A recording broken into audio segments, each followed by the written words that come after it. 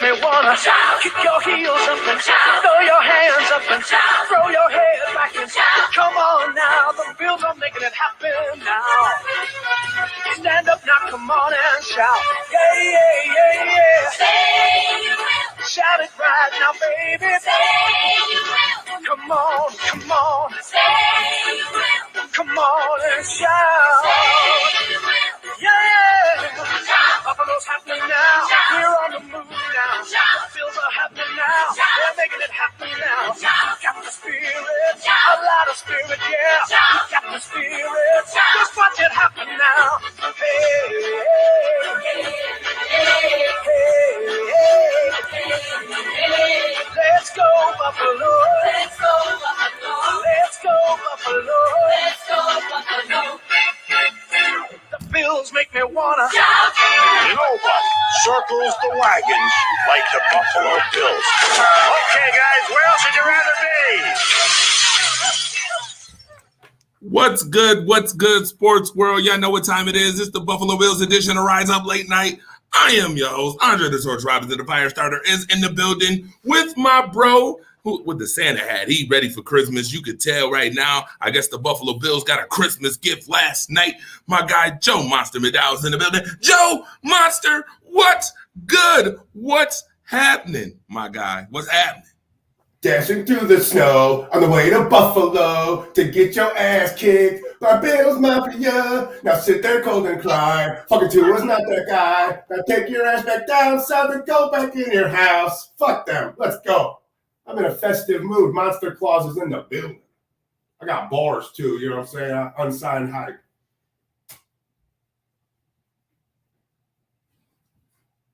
Monster, you got the kids. You got the kids in here singing Christmas carols, my guy. You got them singing Christmas carols, Christmas cheer. They were singing the Buffalo Bills song in the background. What's good, everybody? Listen, y'all need to like and share this show right now. All right.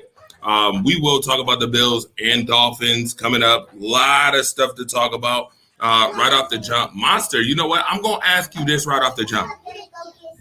What does this win mean to you? I don't see it as that kind of win. I thought we could have blew them out. Like, I think we need to play better. Like, our run defense was like, you know what I'm saying? It just meant that we're winning games that we don't have to dominate every week. You know what I'm saying? We don't have to beat teams by 50 every week. Just win the game. That's the point. You know what I'm saying? We got weaknesses. We got holes we got to fill. We seen the shit. You know what I'm saying? Miami ran all over us, but it just means that we hold that top spot when it comes down to it, and we back in the playoffs. Baby. Yeah, absolutely. Matter of fact, like and share right now. We are on Facebook, Twitter, Twitch, YouTube, the whole 9 yards. Listen, that game yesterday, I was quite annoyed, and I'm going to be honest with you. I have to kick off the show by talking about this, Monster, and you. I want you to understand where I'm coming from, and I know you will. But when the people in the stadium tell you to stop throwing snowballs, okay, because you're going to get your team penalized, and you're supposed to be Bills Mafia, and you continue to throw snowballs anyway, fake Bills Mafia. Fake Bills Mafia. Let's be clear. Stop causing problems, because when the playoffs come and you do that, and you're the reason why somehow momentum gets turned in the game because you want to throw snowballs, we're going to have problems, okay? I'm just going to put that out there right now. As a FYI, any real Bills Mafia fan should be smacking the shit out of whoever throwing snowballs when they tell you that your team is going to get penalized 15 yards for doing it, all right? Don't do that in the playoffs. I'm telling you right now, because it's going to be a cold winter.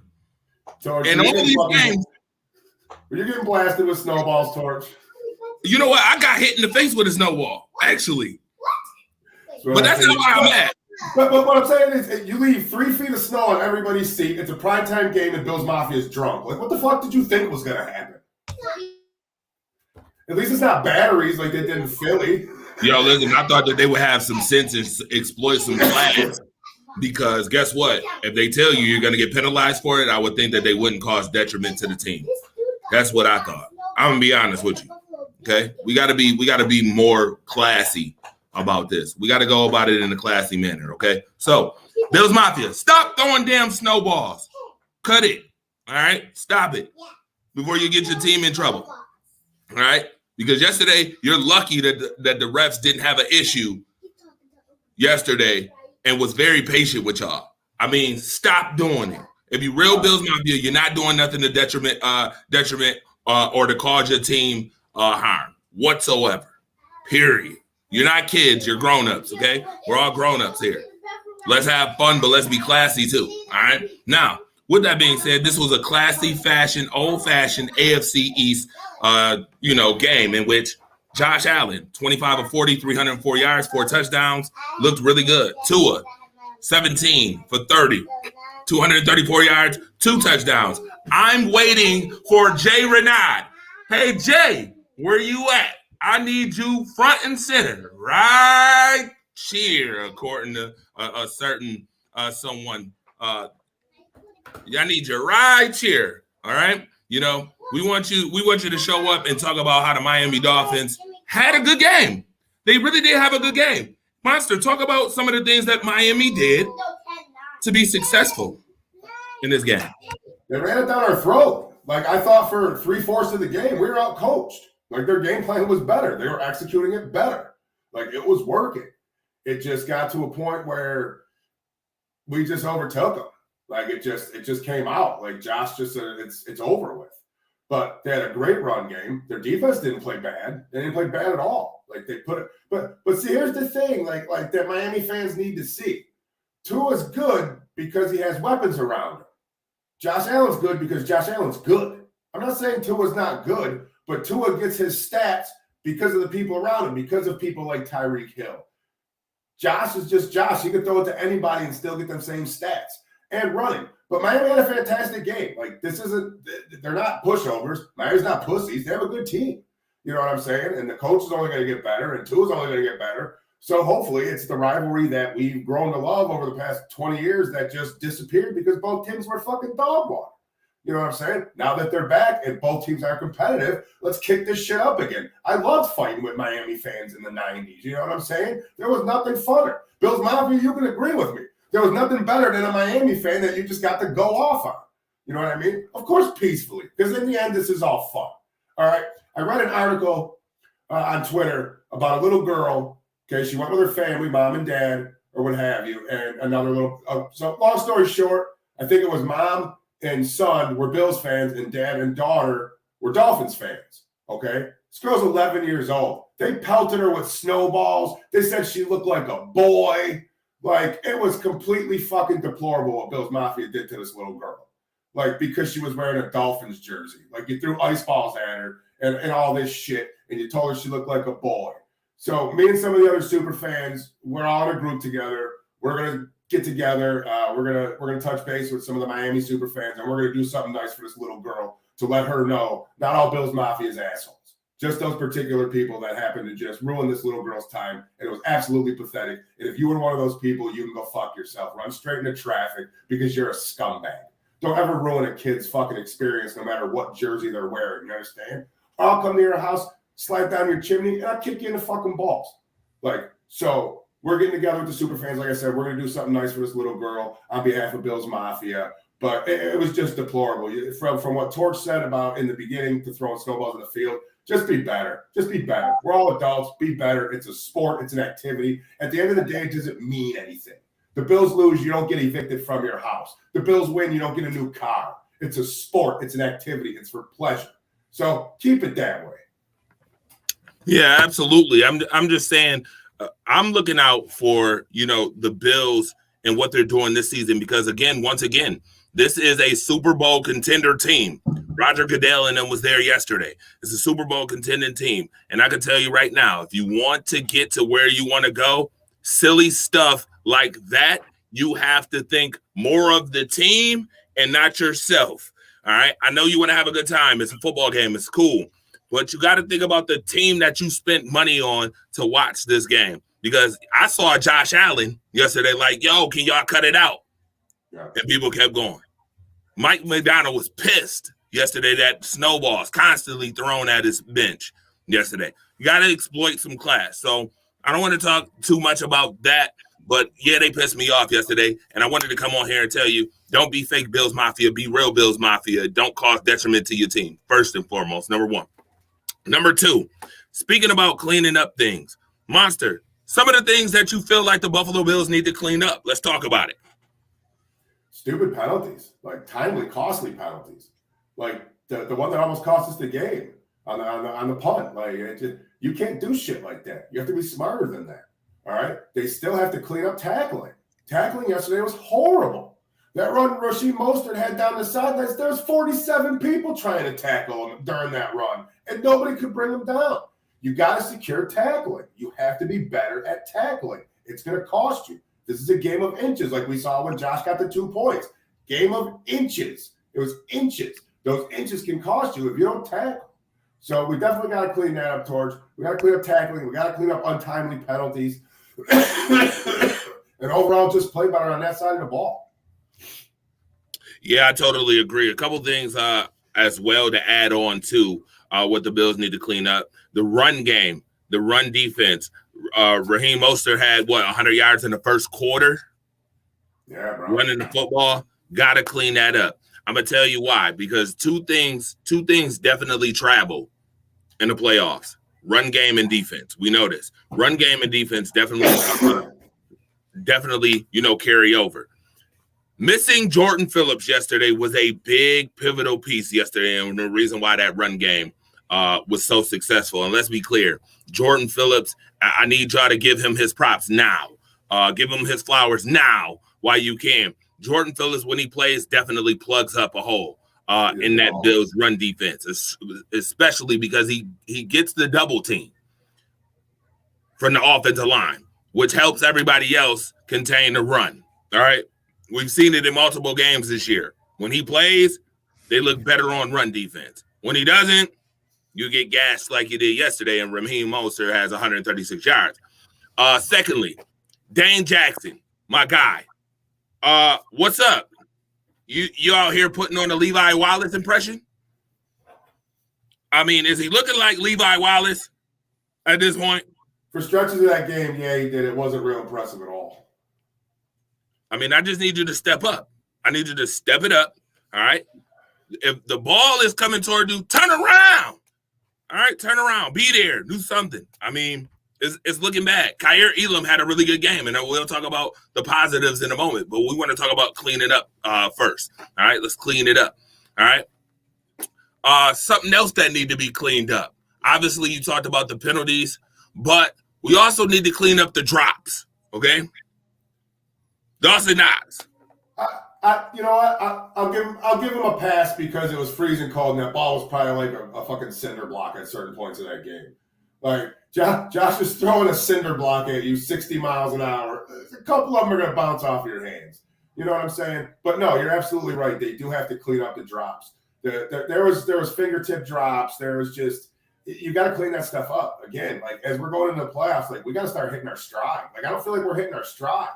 Like, we got to start hitting our stride going into the playoffs. Because if we live into the playoffs playing like we're playing now, yesterday was not a playoff winning performance. It really wasn't. We wouldn't have won a playoff game against anybody playing the way we played yesterday. So they're going to clean that up, and they got to keep pushing forward and find their groove before the playoffs because they're right around the corner, and other teams aren't going to stop and wait for us to catch up. Yeah, they're leaving too much meat on the bones to me. And it's been going on for the last maybe 2 months, to be exact. Let me read some comments real quick. Timothy Lewis said the line got to get to the quarterback. Yeah, absolutely. We need that back. We need the quarterback. We need that pass rush back. Von Miller's gone. You got to find somebody who can pass rush. But then again, that's where Jordan Phillips comes into play, being able to take double teams and be able to help those edge rushers to come off the edge to be able to get to the quarterback, open up some lanes for these guys to actually blitz in. All right. NCW, what up? Sam Slade said, need to play like a playoff team, not chumps. Mistakes might be coaching issues. Okay. So let's talk about that. What other issues do you see that need to be addressed as far as coaching is concerned? I feel that Leslie Frazier was out coached for 3/4 of that game. I really do. The adjustments weren't made. They kept getting the same plays open. Tyreek Hill, like I'm calling them out, like, oh, it's 3rd and 4. They're going to look for Tyreek Hill right over the middle on a little slant. And sure as shit, like if I can figure it out and Leslie Frazier can't, like that's a problem. Like, again, we got the win, but I feel like our defensive play calling was terrible. Like there was no adjustments. Like it just, and that again, but you can't put that on Leslie Frazier if you can't tackle anybody. You know what I'm saying? You call the best defense in the world. You got Raheem Mostert dragging 3,700 people down the sidelines. That ain't on Leslie Frazier. So I give some of it to the effort of our defense and the ability to not tackle, and some of it on Leslie Frazier because a lot of it he was out coached. Yeah, I didn't like the intensity that I saw. I mean, it seems like at times during these games that they're up and then they have those moments of do we want to call it nostalgia or do we want to call it like moments of impotence? Like they become very innate, like very minuscule because that's what it seems like. It seemed like they had the lead and then here comes Miami and they make their run. And I see this damn near in every game lately. Like even the losses against the Vikings, the losses against the Jets, you saw where the Bills, it seemed like they took off a quarter. Oh. And you gotta be consistent in a game of football, especially when you're a Super Bowl contending team and the expectation is on you. I mean, this isn't the team that's trying to get to that point now. This is the team that should be at that point now. So it's a different narrative. It's a different look. You get a different look at this team. Michael John Gallagher said, stop making critical mistakes, turning the ball over too much and running into the kicker. Yeah, absolutely. That was a critical mistake. Cam Lewis. Like, that was terrible. Stop being so lackadaisical. The thing that worries me going into the playoffs, Torch, is that when certain teams and players experience some level of success, they become the team that thinks that they can, quote, turn it on at any point and win a game. Yeah. That's what worries me about the point you just said. There's points in the game, they just go flat. Like, you're like, do they even care to be there? Now, does that attribute to the point that they're cocky and feel like we can just turn it on at any point and win the game? So if that's the case, that's a very bad characteristic for this team to have. But then again, the evidence is there. They go flat. They try to come back. Like, you know what I'm saying? So I'm hoping for myself that that's really not it. But if it is it, we'll find out in the playoffs because it'll get exposed and we'll get bounced in the first round and we'll be sitting there screaming and yelling again. So we're going to find out if that's the case, but I damn sure hope not. Yeah, I really hope not. Here's an interesting question. Where the hell is Gabriel Davis? Oh, boy. Well, let's get into shit. You can find out. Let me know. I have no idea where he's been. I mean, let's get analytical on this one. Gabriel Davis yesterday had 4 catches, 56 yards. He was targeted 6 times, caught 4 catches. You want to know you want to know where Gabriel Davis is? I mean, he's got to be consistent too, which is the reason why John Brown and Cole Beasley is back. He is part of the reason. He's part of the reason, and Isaiah McKenzie is part of the reason because they both have not produced whatsoever. And I tell you, that boy band stuff better stop real quick. Isaiah McKenzie and his boy band videos. I don't care about the boy band videos. Produce when you're on the field. Like this week, he definitely didn't drop the ball as much. This week it was Dawson Knox dropping the ball. But Isaiah, we need you every week. Or the next home game, we're gonna hear an announcement during the Patriots game. And now, back in a Buffalo Bills uniform, starting for Isaiah McKenzie. You know who he is, Cole Beasley. We're gonna hear that now announcement while he's on the bench, right? Because he can't get it together. Michael said, "Where is Khalil Shakur?" I don't remember him getting targeted a lot, honestly. Like, how many snaps did he actually play? I don't remember really seeing him at all. Now that you bring it up, Khalil Shakur didn't have a catch in this game at all. Did he have a target? No. That's what I'm saying. I didn't really see him. So if he was on, they never targeted him. Yeah, absolutely. Shout out to Ada Cruz that's watching right now too. Shout out to Timothy Lewis. I said terrible habit. Mr. 3 catches had 4 catches. Part of the problem. Used him as a decoy. They were saying he got used somewhat as a decoy. I don't know if I agree with that. You gotta make the play when your number's called. I mean, 4 for 6. Like they threw at him 6 times. Like what do you want him to do? Like he can't throw it to himself. Yeah. You know what?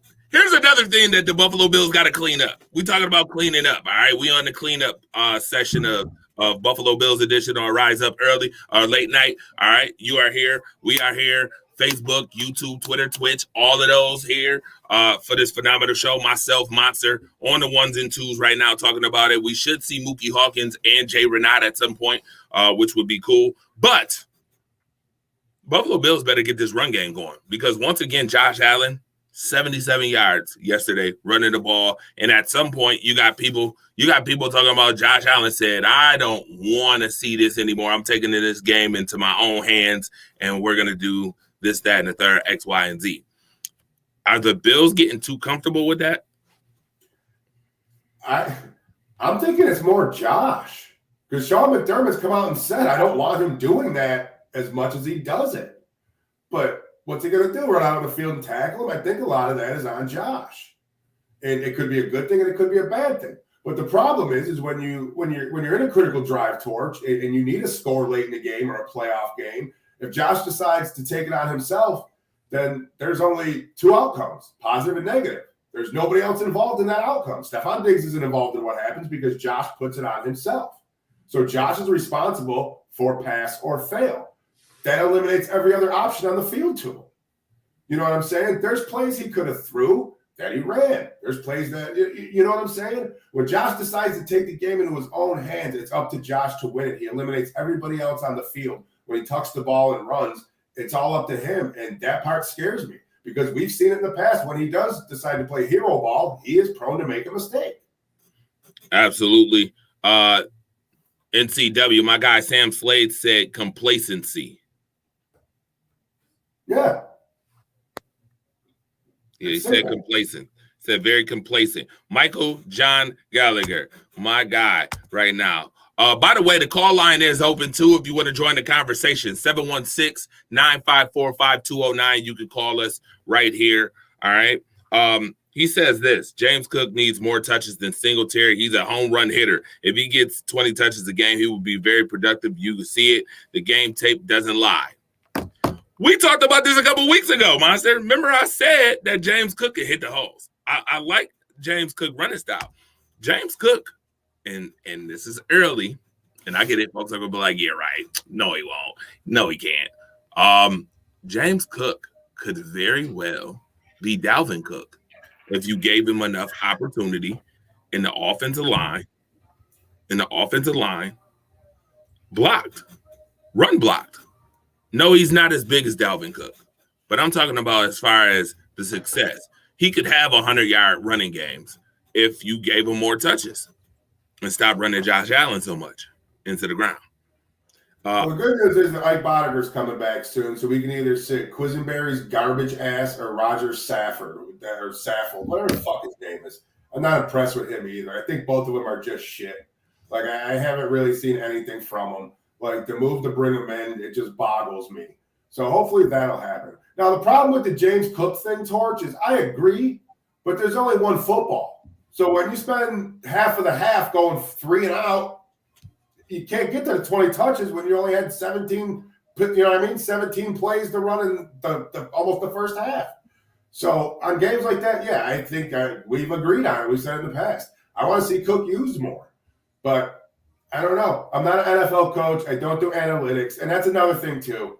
When it comes down to the end of a game, just go with your balls. Like, don't read the spreadsheet. Oh, 2.6 point at the time it worked. Fuck all that. Go with what your gut says.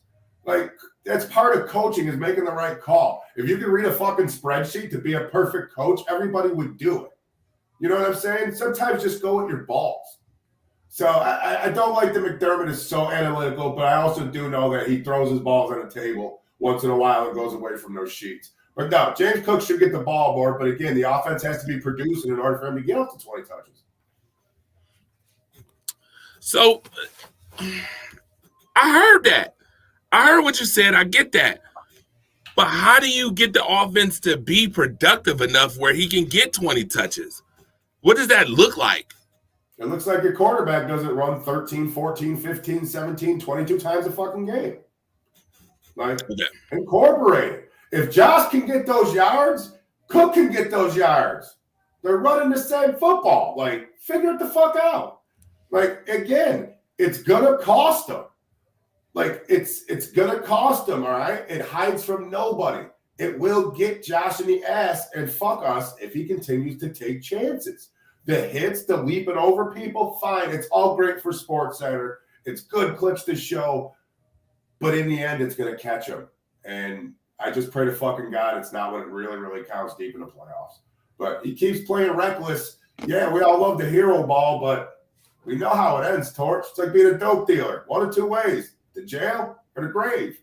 You play reckless, there's only one or two things going to happen. So, yeah, absolutely. He said there's no I in team. Said Nyheim Hines and Cook need to be impeded into the game plan. He said Roger Saffold and Quisenberry is bums. Now, aren't these guys that were talked up heavily in the beginning of the year? Yeah, that's what I said. I don't understand why we brought them here. Like, what did they see? They said if you're a spreadsheet reader, go be Mr. Tire Manager. Go be a Mr. Tire. Exactly. Go manage Mr. Tire. That's hilarious. Good thought right there. Like that thought. Again, we do have the call line open. Join the conversation. 716-954-5209 is the number. You are watching the Buffalo Bills edition of Rise Up Late Night. And dang, we are already at the halfway mark of the show. But we need to talk about some positives real quick before we give you a little commercial, and then we get back to it. Let's get to a positive or two. Talk about your positives in this game. We won. And my first positive, we won. All right? That's the first one. The second one is that Trey White's starting to come around. You can see it. He's getting more comfortable in his steps. You know what I'm saying? The play where he got burnt by Tyreek Hill, what are you going to do? Shit happens. It's Tyreek Hill. But the out routes that he covered, like, he's starting to become more comfortable. And I think that's a lot of what the coaching staff is waiting for, because they know how much the surgery and the rehab affected him. So getting him back in, I think they're just kind of waiting, because then that's going to take away from Dane Jackson or what have you. The more that they can get him out there, the more comfortable Tre'Davious White becomes. So I'm just praying he becomes the Tre'Davious White that he was before he got hurt. So we're slowly starting to see it. So we'll see what happens. But yes, winning in the progression of Tre'Davious White. Other than that, we didn't have a great run game. Like, nobody really killed it in the receiving game. Like, that's my two. We won, and that Trey White looked better. All right, quick question.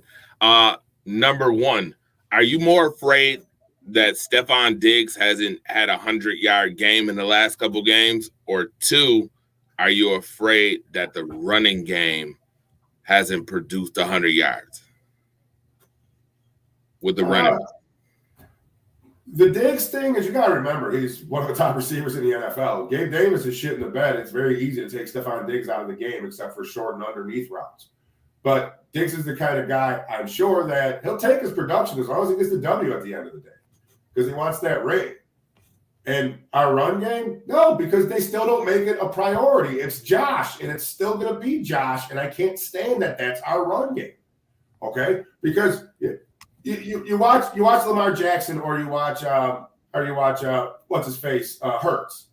They run all the time. Lamar Jackson, they run all the time, but they're gifted athletes. But when it comes to Josh, it's, he's got to carry the team. They can't do anything else. Well, why is it different?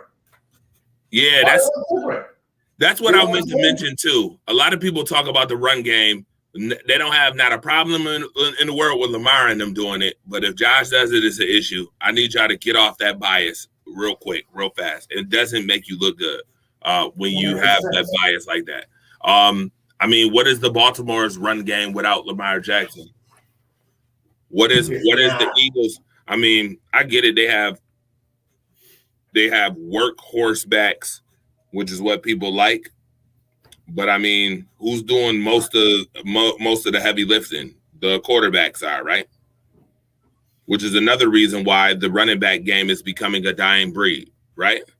Let's talk about Michael's comment real quick. I definitely noticed that Kaiir Elam was balling last night. He needs to start over Dane Jackson and Teron Johnson. Okay, now that we in the positives, let's talk about the second positive, which is the Kaiir Elam thing. Your thoughts on Kaiir Elam's performance yesterday? I like him. He's big and he's physical and he's fast. Like, that's exactly what we need. And the kid's only going to get better with every rep he takes on the field. You know what I'm saying? So I mentioned it in training camp. I was like, just clean up your physical fouls, because he's a physical cornerback, and I like that. But he was, you know what I'm saying? He was flagged early in training camp and in the preseason. Like, just clean that up. Stay physical, but learn how to do it within the rules. And he's done that. The development's fantastic, and we need that with Trey White trying to find his way back. So once Elam continues to grow and get more confident, and Trey White can get back to where he was, and we got both them some bitches on either side, that's locked down, Torch. That's a bad some bitching combo. And then you put Micah Hyde and Jordan Poyer behind him? Come on, son. Can we get over the Poyer thing? Just pay him. We've won every game he's been on the field, lost every game he hasn't. Just pay him. Just pay him. You paid Calvin Benjamin at one point. You can find the money to pay Poe. Speaking of which, it's interesting because I hadn't even used one of these yet, but now I'm gonna use it. There it is. There it is. And actually now it's 10-0. Buffalo Bills are 10-0 when Jordan Poyer plays. 10-0. Please pay this guy. Don't make excuses for why you can't pay him. We already know that the Buffalo Bills have had a couple of issues with organizational moves, right? Making the right organizational moves. Okay? Yes. There it is. As you can see, 10-0. All right? Start giving these guys their flowers now. Do not wait till later and it's too late. All right? I like the fact that graphic blocks my face. I don't like the fact that it blocked half of my face too, but I wanted to make sure that they see this graphic. I got another one for them to see too. We talked about positives. Look at him. He like, hold on, I got another one. Hold on, watch this. You know what I'm saying? I'm trying to get my FaceTime torch. Yeah, I mean, Jordan Poyer gets enough FaceTime. This is monster time. Yeah, I mean. Watch this. Look at this. Ready? Watch this. Oh, no. The Buffalo Bills, y'all. The Buffalo Bills have 4 straight 10-win seasons. Got to be happy about that, right? 4 straight. 4 straight. All right? 4 straight. So that's another positive in this one. He said intensity personified. Definitely intensity personified for sure. All right. Sam Slade had an interesting question. He says, is the Bears game a good prescription for the Bills to get better? Who said what? Sam Slade said, is the Bears game a good prescription for the Bills to get better? It's a good game for them to work on what they need to clean up as far as getting better. I mean, you're a Super Bowl contender. How much better can you get? You got to refine stuff, Sam Slade. Like, they got to get the machine working better. Like, you got to be refined. You got to be on a roll going into the playoffs. And this is one of those games where it needs to start to happen. Like, there's no reason. This game shouldn't be close by the third quarter, Torch. If it is, it's exactly what we talked about. Like, you just play flat. Like, what the fuck are you doing? Like, turn it on, turn it up, and get the points on the board. Like, we want to ring. I'm not here for this bullshit. I'm not here for dancing on Instagram with your stomach out and shit. Deion's a friend of mine. But I don't give a shit. I want to ring. Harrison Phillips was my friend. He gone in Minnesota. Wyatt Teller was my friend. He gone in Cleveland. Like, it is what it is. Like, I love these guys, but I love the Buffalo Bills more. Like, I want to ring. All this extra shit, miss me with it because I don't care. You know what I'm saying? When you don't show up to play or you take the L, the shit like that, the extracurriculars, it's like it pisses fans off. Like, you paid a ton of money to go out there and win. So maybe you could do something a little better with your time, Isaiah McKenzie. You know what I'm saying? Maybe the you know what I'm saying, the machine. You know what I'm saying? Get that going. Get that going. Maybe just a little bit. Maybe just a little bit. Yeah, absolutely. So, yeah, it needs to start with Chicago, Sam Slade. Yeah, absolutely. I think they definitely can work on some things during the Chicago game, but don't take Chicago lightly because they definitely didn't take the best team with the best. Well, I won't say the best team, but I'll say the best record NFL football team right now in the Eagles. They didn't take them lightly today either. So, yeah, not a recipe for sleeping. Don't sleep on the Bears. No, the NFL is a week-to-week league. Shitty teams can beat good teams. There's no more dominance. It's week to week. Anything can happen. Right? Yeah. Marcus Betts? Please don't mention. Don't even. Mama, don't let your babies grow up to be cowboys. All right. With that being Moral said, victories, though. Moral victories. LOL. Looks like Kansas City has the same thing. Yes. Struggled against the Broncos and Texans. Honestly, everyone is beatable this year. It's Agreed. a week-to-week league. Anything can happen, and that's what makes it fun. Agreed. Absolutely. This is probably one of the most intense seasons I've seen in a long time. Intense seasons. It's fun, though. It's fun. It is fun, but again. All right. With that being said, let me rack off some of these stats real quick. Dawson Knox, 98 yards, a touchdown, 45. 45 was his longest catch. We know that 45-yard catch he had was great. Sevon Diggs, 5 catches, 60 yards in this game. We had Gabe Davis, 4 catches, 56 yards. Devin Singletary, 3 catches, 28 yards. Isaiah McKenzie, 2 catches, 24 yards. Only thing is he was targeted 5 times and only had 2 catches. I know the one went over his head, but okay. Nyheim Hines, 1 catch, 10 yards, touchdown. I like that he produces, but what did we bring Nyheim Hines for again? You know what I know, because I still don't know. Clean ass backflip though. Yeah, it was clean, super clean. Like the backflip. Right. Cole Beasley even had a catch. Ada said, "Don't sleep on those underdogs." That's a fact. Stop sleeping. Don't sleep on the underdogs at all whatsoever. Who y'all have winning Sunday night football, Washington or New York? I hope that game is a tie. I know that's coming up later on, but we will talk about that tomorrow night on Monday Night Madness. Yeah. Shout out to the Commanders. But we will talk about that Monday night for sure. All right. Defensive stars. Defensive stars. Thank you very much, Sam. I appreciate that. Definitely. King Jaw you for sure. He actually, wait a minute, Sam. King Jaw you is not here. King Jaw you would be my son. All right. That's my son. All right. I'm just a vessel. But Monster, defensive stars in this game. Matt Milano, buddy. Like, can you remember when the last time this guy had a bad game? Like, honestly, can you remember the last time Matt Milano had a bad game? Or he didn't make a play? Or he wasn't in on a big stop?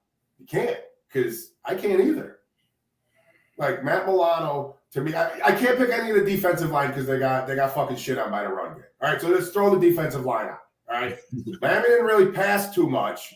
I mean, we had good plays. They had big plays. You know, we broke up a couple plays. So the pass game versus the pass defense, I give it a push. We made a couple plays. They made a couple plays. Then you focus on the linebackers. Trey Edmonds, fine, whatever. You know what I'm saying? When can you, like I said, Matt Milano for me, dude. Like, I love watching him play.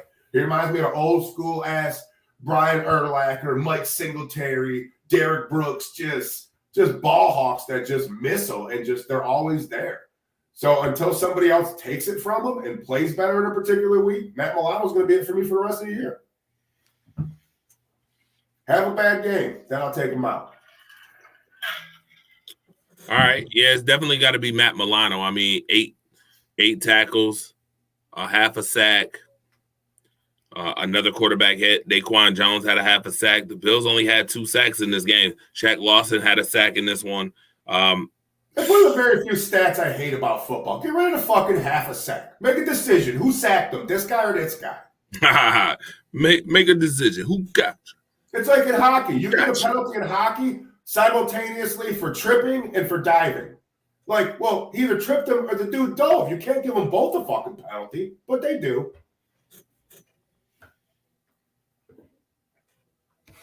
Okay, awesome.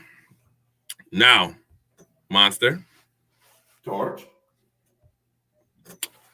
give me some premise on the Chicago Bears. We was talking about the Chicago Bears. I know they're coming up next week. Give me some premise on it.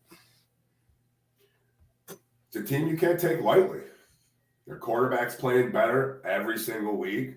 Like Ada said, it's a week you can't underestimate anybody. If we go in there and underestimate Chicago, we will lose. Like, you can't do that. You know what I'm saying? We're not that juggernaut of a powerhouse team where we can just go in all cocky and think, we'll just shit on these guys. They're not that good. Like, no, that's not how it works. You need to take this game seriously as we prepare for the playoffs. Take theirs, because I'll tell you what, their defense ain't too bad. Chicago's defense isn't bad. And like I said, Fields can cause some problems for us. All right? So we need to take them seriously going into this game because that kid's got talent. All right? We fuck around, we're going to find out. You know what I'm saying? Don't take anybody lightly. Make sure the game plan is tight. Like, make sure the game plan is tight. Like, if we start that game out and I see our defensive line just getting plowed 5-6 yards every run, it's like I'm going to have a question. I'm going to start to question the coaching. I'm going to start to question the personnel decisions. Like, you got rid of Harrison Phillips. You know what I'm saying? Another guy that could plug the middle. Is he Jordan Phillips? No. Okay. But where's, you know what I'm saying? Ed Oliver's been playing good. But other than that, what else do you got? Where's Tim Settle been? Where's Boogie Basham been? Where are those guys at? Like, these are all Brandon Beane. Like, you pick these guys. Like, where are they? Like, when are they going to produce? Because our run game's getting gashed. So if you're telling me that our draft picks can't get on the field behind guys that are getting their ass whooped, that's a problem, Torch, if you ain't good enough to substitute in for these guys. Yeah, absolutely. And by the way, Jordan Phillips might be out for this Chicago Bears game too. Fields, Justin Fields. I almost called him Jalen. Justin Fields, 1,000 yards rushing this year, 8 touchdown runs on his feet. All right. He has thrown for 2,048 yards, 15 touchdowns, 10 interceptions. He's a guy you definitely got to watch for. You got to watch for a lot of the RPO that they're going to run. A lot of RPO is going to get ran. You got to be very disciplined. Got to make sure that you don't give them any running lanes. Got to watch the outsides. Got to watch the edge. Yeah, it's one of the few teams where we have to worry about the same thing that other teams have to worry about with us, the quarterback that can run. So we're going to see how we can handle it because I don't know, Torch. We're not too good at stopping the running back from running when it's designed. So we're going to see how this one goes. But I don't know, buddy. Like I said, we got to bring it because this could turn out badly and blow up in our face if not. Yeah, absolutely. No question about that. Now, listen. I have to show you this.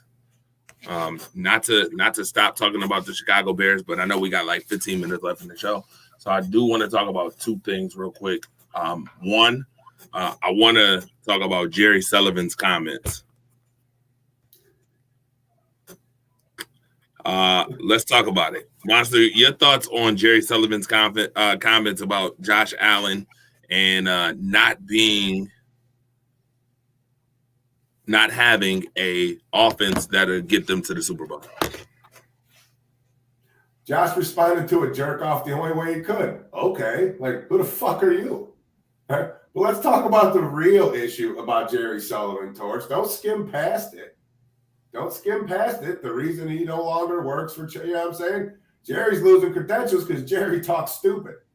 All right? On a podcast, he stated that women aren't real sports fans. Like, they're just cheerleaders, and they fail to see what critical journalism is. You stupid asshole. Like, are you kidding me? Like, is this the 1800s, Torch? Like, you tell me women don't know sports? Like, are you out of your mind? I know women that know more about sports than I do, and I'm a god. You understand what I'm saying? So his comments to Josh were just, it's funny because that's going to be his last question that he asked Josh. And so that's what he goes out on. And rightfully so.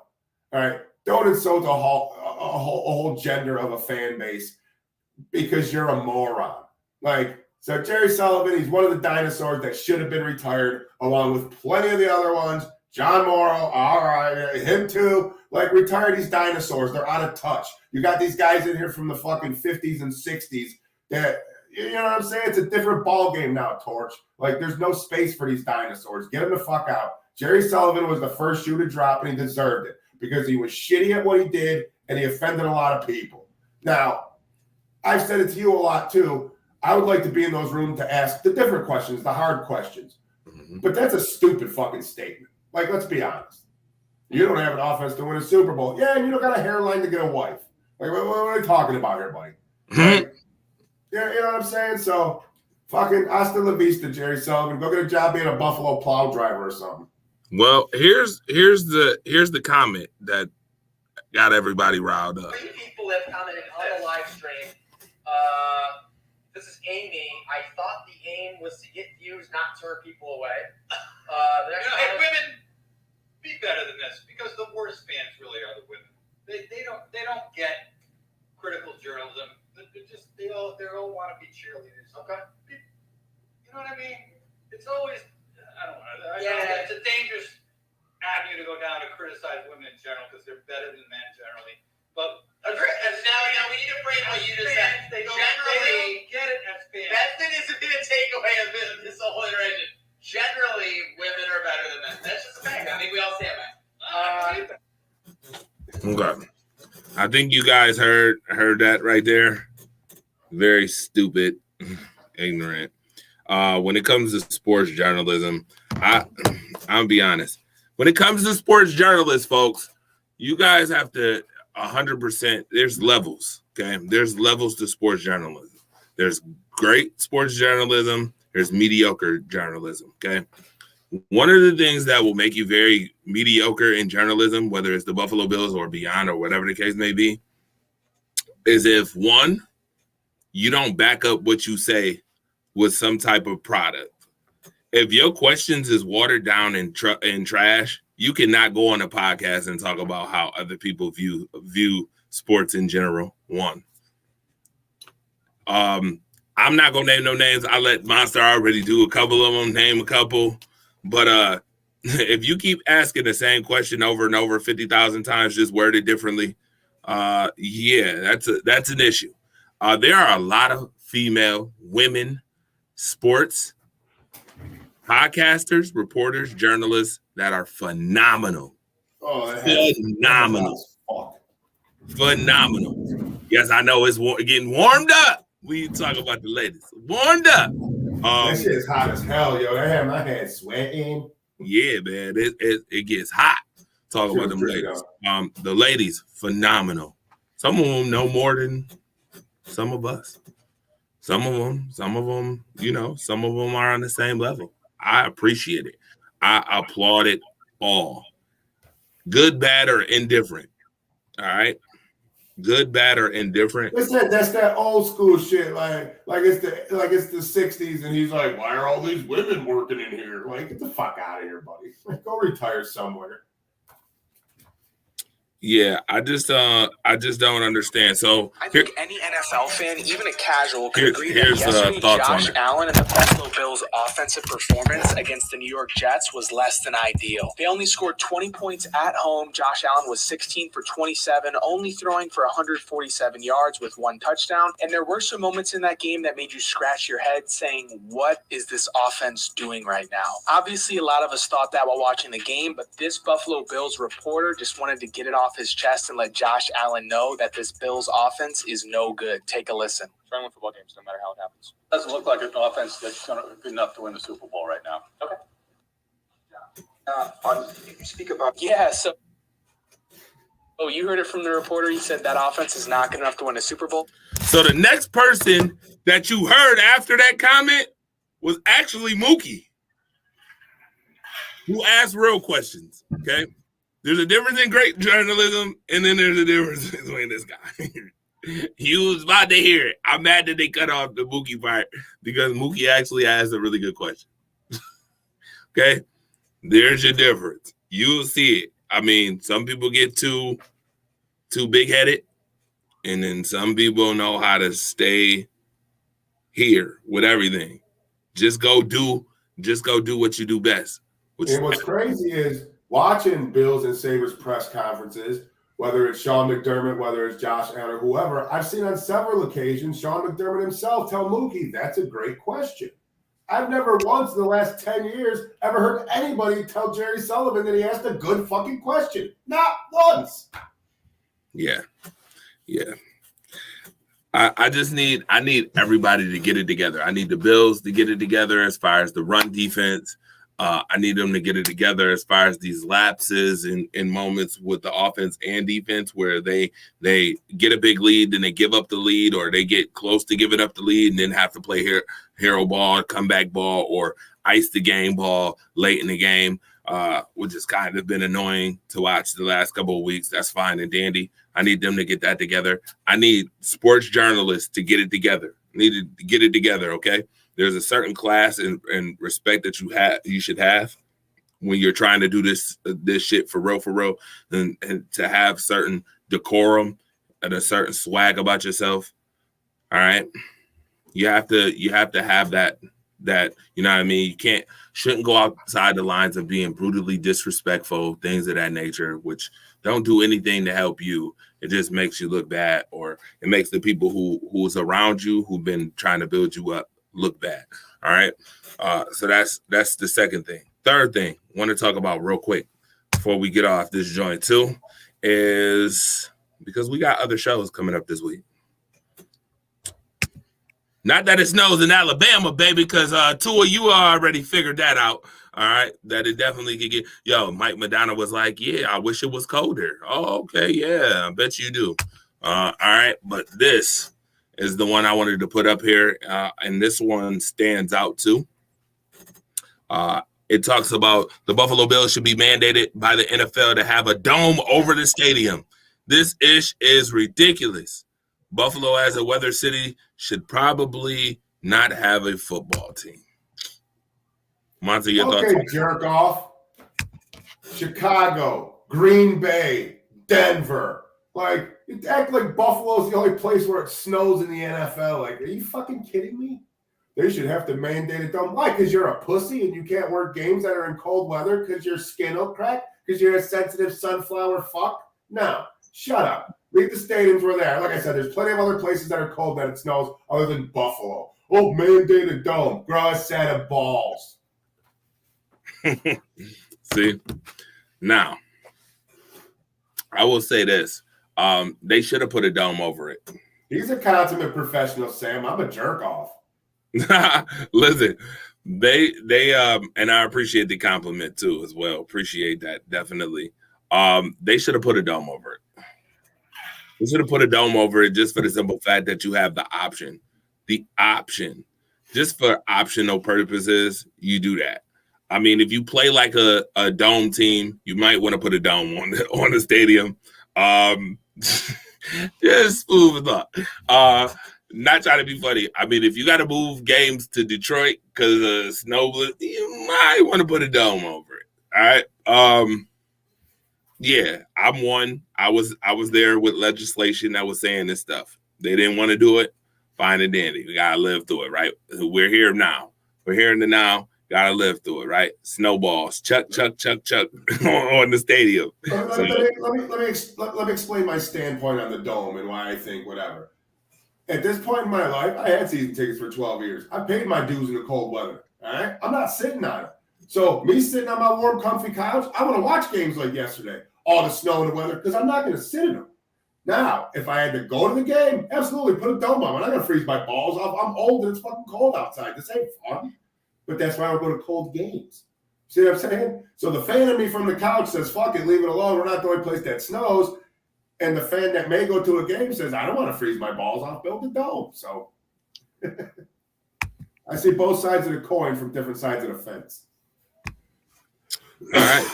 With that being said, real quick, we're going to go to a quick, brief commercial. And when we come back, we'll wrap up final thoughts.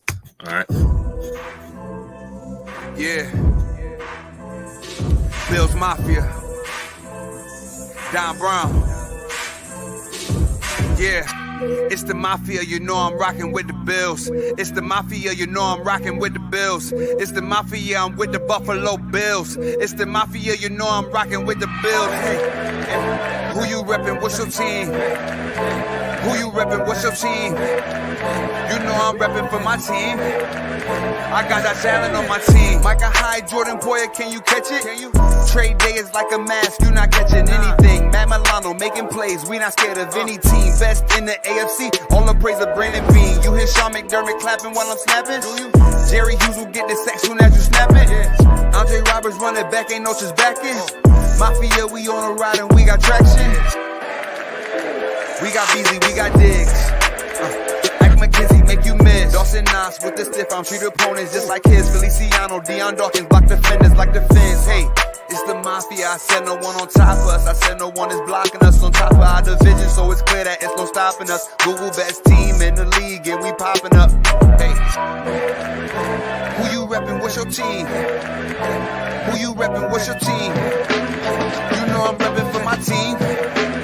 I got that Allen on my team. It's the mafia, you know I'm rocking with the Bills.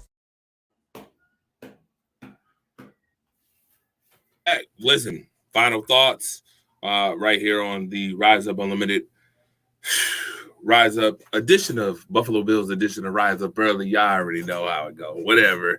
Man, you got so many shows, you can't even keep them shit straight. Yeah, man, listen, I'm telling you. By the way, I'm Rise Up Early edition of the all-new Buffalo Show.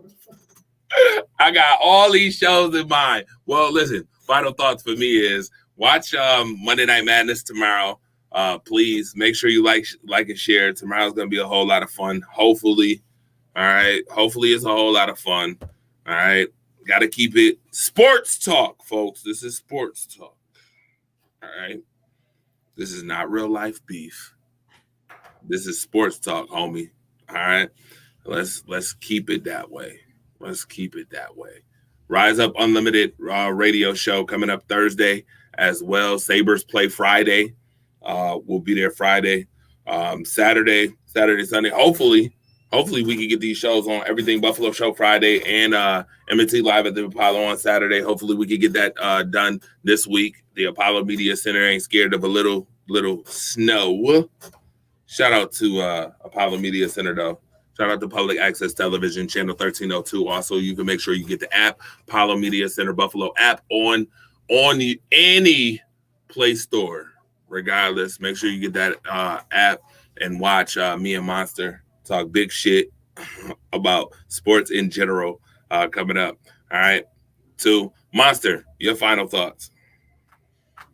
Thanks for tuning in. Go Bills. For sure. With that being said, we will see you tomorrow. Monday Night Madness is coming up. Enjoy yourselves. I know Sunday Night Football is coming up very shortly. What time is it right now? Yep, it is coming up or is already on right now. New York and Washington coming up. But shout out to the Bills. Go Bills. Y'all know what it is. 11-3. All right, 11-3. Still got to keep up. Still got to keep up. Those losses, man, those losses. Miami, Jets, and the damn Vikings. Ugh. Now you got to still keep up, all right? We'll talk about Buffalo and Chicago later on in the week. Appreciate y'all. For Joe Monster McDowell, for myself, Andre the Torch Robinson. See ya. Peace up.